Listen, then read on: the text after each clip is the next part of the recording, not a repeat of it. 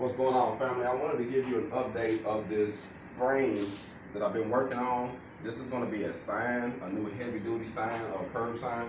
So I've been working on ways to make it collapse and make it work where you can be able to put bags in the center or put something heavier in the center too, because this platform is angled. So it's heavy as it is, but you'll be able to place your bags in the center after you put your frame on the outside to advertise your business. But this is the concept of it.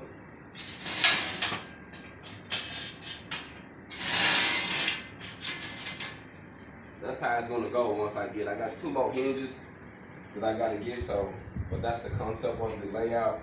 It'll come in and out.